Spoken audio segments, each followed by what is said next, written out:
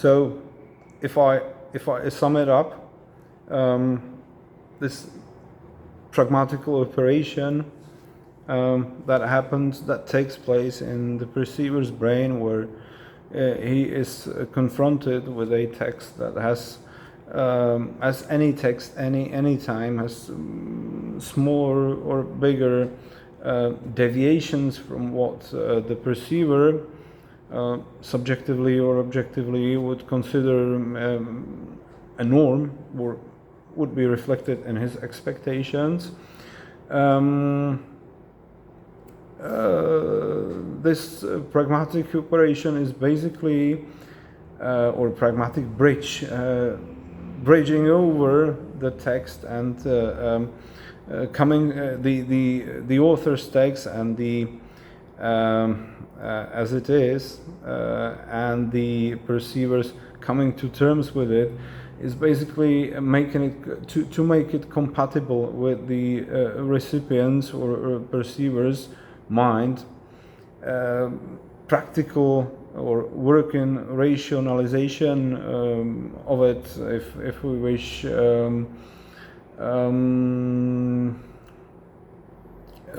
it's there because any text, any input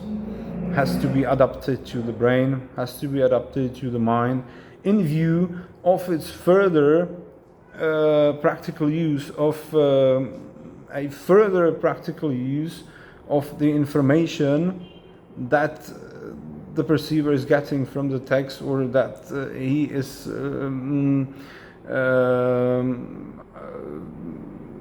basically outsourcing or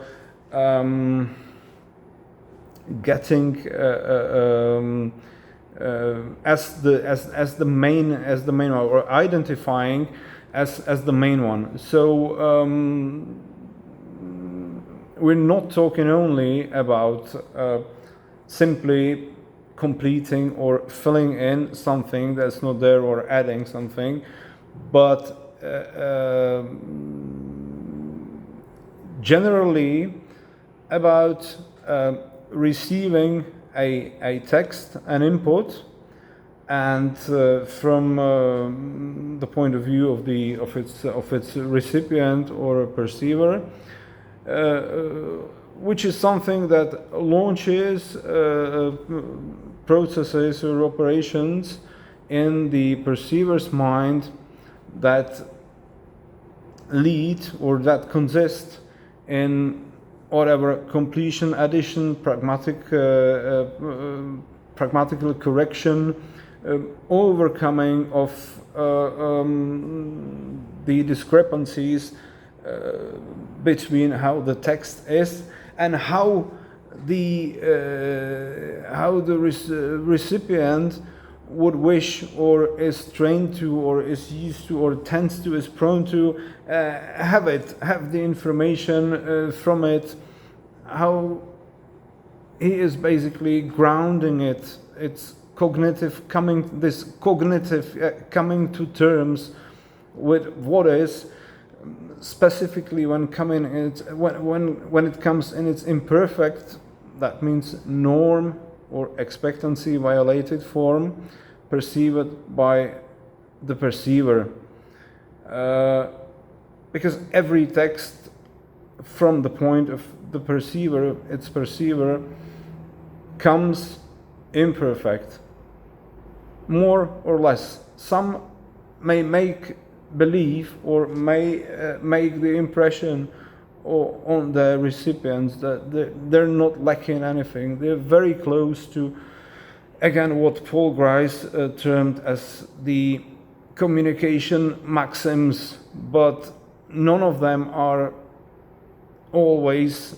anytime, 100% perfect. There's always something that even maybe the perceiver's brain won't identify, won't know knowingly that it is adapting it to its standards. But I'm convinced that always, be it in very small amounts or in a very small intensity in some cases where the text really is swallowed down well by the by the recipient's mind. Still happens, still small adaptations, which are nevertheless always of this pragmatic nature, and in which it does not matter if they consist in reduction, addition, or correction. What matters is that they are there as such, and they represent the difference between how the text enters the mind, and to what the mind it reconciles it basically with itself, with its own nature, how it cognitively comes to terms with it. So this is what I understand under the term pragmatic completion, so-called completion, and this is how I look at pragmatism, communication pragmatism, in its broad sense, as such.